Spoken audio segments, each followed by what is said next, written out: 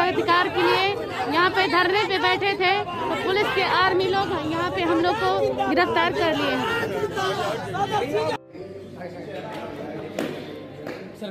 साथियों, आज हम लोग को प्रशासन अपने कस्टडी में ले लिया है।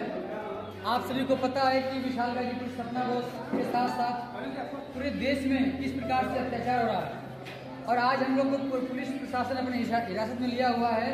और यहाँ पर भी विशाल गाजीपुर सपना बोस अपने देश के सम्मान में, अपने बुजुर्गों के सम्मान में हम लोग गाना गाने जा रहे हैं। सुनिएगा। कहाँ न्याय पाओगे बहुजन, कहाँ न्याय पाओगे, कहाँ न्याय पाओगे बहुजन, कहाँ न्याय पाओगे। चारों तरफ है मनु के बच्चे,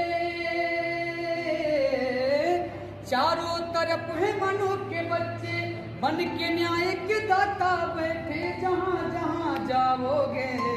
कहाँ न्याय पाओगे बहुजन, कहाँ न्याय पाओगे, कहाँ न्याय पाओगे बहुजन, कहाँ न्याय पाओगे। चारों तरफ है मनु के बच्चे, बन के न्याय के दाता बैठे जहाँ जहाँ जाओगे। कहाँ न्याय पाओगे बहुजन, कहाँ न्याय पाओगे। न्याय न्याय की गलियों चपरासी से लेकर मुनसफ तक, और केवल मनुवादी ही मिलेंगे संसद से सड़क तक, संसद से सड़क तक। न्याय की गलियों में चपरासी से लेकर मुनसफ तक, और केवल मनुवादी ही मिलेंगे संसद से सड़क तक, संसद से सड़क तक। कैसे लड़ेगा जो भी तुम्हारी, होगा वो भी तिलकधारी। कैसे लड़ेगा जो भी तुम्हारी, होगा वो भी कोई व्यापारी। सिर्फ लुटे जाओगे, कहाँ न्याय पाओगे बहुजन, कहाँ न्याय पाओगे, कहाँ न्याय पाओगे बहुजन, कहाँ न्याय पाओगे। जय हिंद, बाबा साहेब अमर रहे, भारत के संविधान जिंदाबाद, भीम आर्मी जिंदाबाद, बाबा साहेब अमर रहे। साथियों, हम लोग को अपने संविधान को बचाना होगा। संविधान के सारे आर्टिकल लोग कमजोर कर रहे हैं, तो अब हम सभी लोग को अब एकजुट होने की आवश्यकता है। अब जितने हम लोग डरेंगे उतने ही हम सभी को डराया जाएगा। साथियों, हम सभी लोग एक काम करें। अच्छा लग रहा है कि हमारे देश के सभी लोग आज इस जगह पे इकट्ठा होकर के हम लोग शान से अपना काम करने का प्रयास किए। सभी लोगों को क्रांति कहना होता है। जय भीम। विशाल गाजीपुरी और सपना बौद्ध की दोनों समाज के मिशनरी सिंगर हैं, और दोनों की परेशानी है कि खत्म होने का नाम नहीं ले रही है। विशाल गाजीपुरी को नीली क्रांति के राष्ट्रीय अध्यक्ष एडवोकेट सुरजीत सम्राट दिल्ली ले आए थे, और दिल्ली ला करके उनके रहने की, खाने पीने की व्यवस्था करके उनको सेटल कर दिया था। लेकिन किसी कारणवश उनका मन नहीं लगा, या उनको गांव की याद आ रही थी, और वो वापस एक हफ्ते में ही यहाँ से अपने गाजीपुर चले गए। विशाल गाजीपुरी और सपना बौद्ध ने घोषणा की थी कि हम 15 तारीख को कलेक्ट्रेट पर यानी डीएम आवास पर धरना देंगे, क्योंकि हमको सुरक्षा चाहिए। और जिस प्रकार से विशाल गाजीपुरी और सपना बौद्ध को धमकियां मिल रही थी, आरएसएस, बीजेपी और विश्व हिंदू परिषद, बजरंग दल, हिंदू रक्षा दल, तमाम जो हिंदुओं के संगठन हैं और जो मोदी भक्त हैं, जिनको उस गाने से आपत्ति थी, जो गाना विशाल गाजीपुरी और सपना बौद्ध ने गाया था, उस गाने से जिन लोगों को आपत्ति थी, वो लगातार धमकी विशाल गाजीपुरी को और सपना बौद्ध को दे रहे थे, जिसके चलते तमाम समाज तो उनके साथ खड़ा था, और तमाम सामाजिक संगठन खड़े थे, चाहे वो नीली क्रांति हो, चाहे और तमाम संगठन हो, जिन्होंने विशाल गाजीपुरी और सपना बौद्ध की हेल्प की।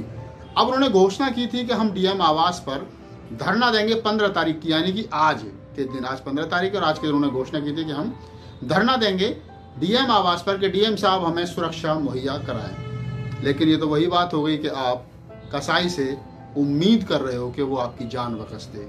अगर डीएम साहब या शासन प्रशासन ही इतना सही होता या इतना ही न्यायप्रिय होता, तो क्या विशाल गाजीपुरी को धमकियां मिलती? बिल्कुल नहीं मिलती। लेकिन डीएम साहब और तमाम उनके जो आला अफसर हैं, सरकार में बैठे लोग हैं, उन्हीं के इशारे पर विशाल गाजीपुरी को गालियां मिल रही हैं। तो फिर जब विशाल गाजीपुरी को गाली मिली और उन पर उनके स्टूडियो को आग लगा दी गई, उनकी एफआईआर तक सही तरीके से नहीं लिखी गई और 4, 5, 10 दिन 20 दिन गुजर जाने के बाद उनकी एफआईआर लिखी गई, तो आप समझ सकते हैं कि विशाल गाजीपुरी पर सच कहने पर एक थाने में एफआईआर हो जाती है, लेकिन विशाल गाजीपुरी का लोग जो है वो जो स्टूडियो को जला देते हैं, उनको जान से मारने की धमकी दी जाती है और वगैरह, बहुत सारा उनका नुकसान भी होता है फाइनेंशियली, लेकिन उनकी एफआईआर नहीं होती। और ऐसे में विशाल गाजीपुरी और सपना बौद्ध और उनके तमाम जो समर्थक, उनके गांव के आसपास जो लोग रहते हैं और जो कुछ सामाजिक संगठन, सामाजिक कार्यकर्ता हैं, वो ये उम्मीद करें कि डीएम साहब जो है उनको बुला करके कहेंगे कि आइए बेटा हम आपको Z+ सिक्योरिटी देंगे क्योंकि आपकी जान को नुकसान है,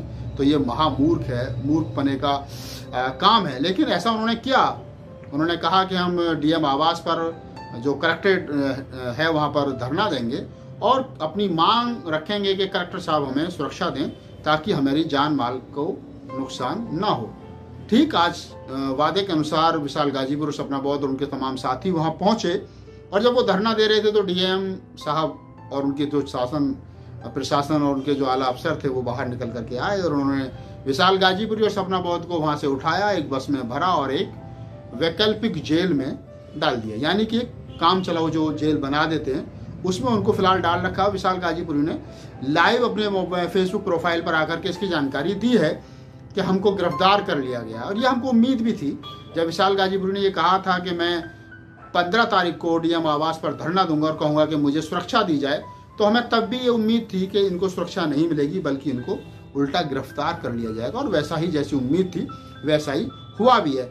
यहाँ से आगे विशाल गाजीपुरी के साथ कुछ भी हो सकता है, उनको जेल भेजा जा सकता है, कुछ लोगों को वहीं से छोड़ा जा सकता है। विशाल गाजीपुरी ने क्या कहा है, पहले आप ये वीडियो देखिए जो विशाल गाजीपुरी ने कहा है गिरफ्तारी के बाद में।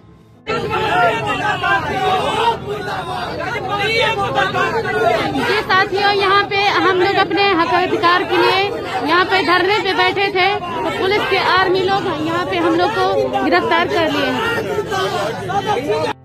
जी साथियों, हम लोग पूरे भीम आर्मी के टीम के साथ, पूरे बहुजन समाज के साथ हम लोग आज लाइव हुए थे जो कि जिला अधिकारी कार्यालय पे, चूँकि सुरक्षा की मांग के लिए कि नहीं विशाल गाजीपुर सपना बौद्ध को सुरक्षा दिया जाए, जिस प्रकार से उनको धमकाया जा रहा है, उनको गिरफ्तार किया जाए, लेकिन कार्रवाई नहीं किए लोग।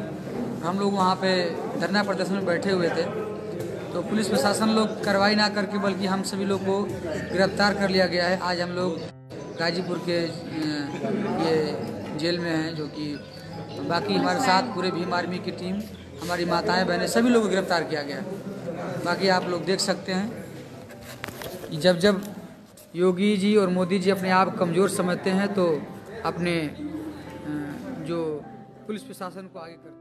ये वो वीडियो है जिसमें विशाल गाजीपुर ये स्वीकार कर रहे हैं कि मैं वहाँ सुरक्षा के लिए गया था और मुझे और तमाम हमारे साथियों को, उनकी पत्नी उसमें वीडियो में दिख रही हैं और हमको गिरफ्तार कर लिया। किस प्रकार से बस में उनको भर के ले करके जाया जा रहा है ये भी आपने देखा।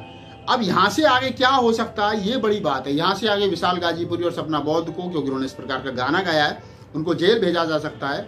बाद में उनकी जमानत के लिए आप तमाम सामाजिक संगठनों को तैयार रहना चाहिए और जो लोग और सामाजिक कार्यकर्ता उनके साथ गिरफ्तार किए गए, हो सकता है वो वहीं पर मतलब एक तरीके से मैं कहूँ कि समझा करके छोड़ दिए जाएं, या एक जो थाने से थाने में वेल हो जाती है उस वेल के आधार पर उनको छोड़ दिया जाए। अब यह समझने की बात यह है और तमाम उन लोगों को ये बात समझ लेनी चाहिए कि इस देश के अंदर कंगना रनौत जो है वो आपके SC/ST एक्ट पर सवाल खड़े करेगी, आरक्षण पर सवाल खड़े करेगी, तमाम लोगों को अपशब्द बोलेगी, लेकिन यही मोदी सरकार उसके खिलाफ कोई भी कानूनी कार्रवाई नहीं करेगी, बल्कि उसको 22+ सुरक्षा दी जाएगी। आप समझ सकते हैं एक कंगना रनौत जो इस देश के अंदर, उसका क्या योगदान है इस देश में? कोई योगदान नहीं है। 15 वर्ष की उम्र में अपने घर से भाग गई थी, चली गई थी।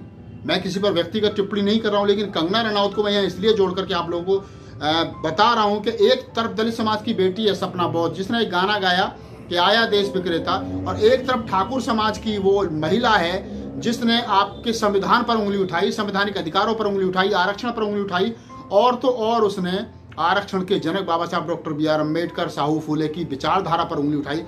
दूसरी तरफ वो है, लेकिन वो क्षत्रिय है, ठाकुर है, सवर्ण है, सवर्णों की देश के अंदर सरकार है, तो उसको कोई सजा नहीं मिलेगी, बल्कि उसको 22+ सिक्योरिटी दी जाएगी।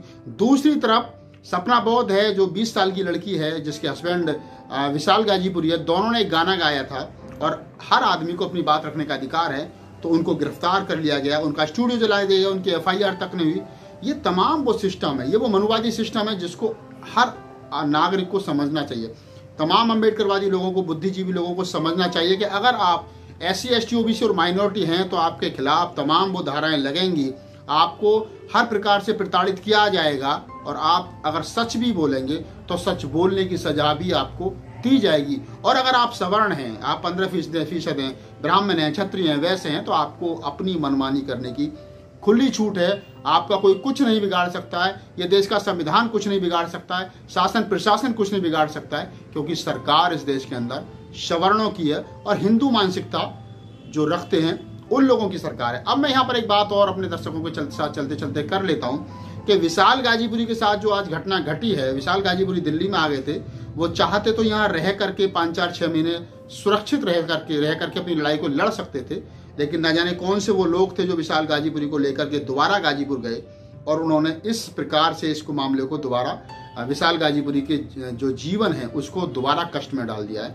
मैं उनके आने वाले समय के लिए और उनके भविष्य के लिए मंगल कामना करता हूं तथागत से। उनको तथागत उनके आसपास के जो लोग हैं उनको सद्बुद्धि दे, ताकि सही रास्ता चुन सकें।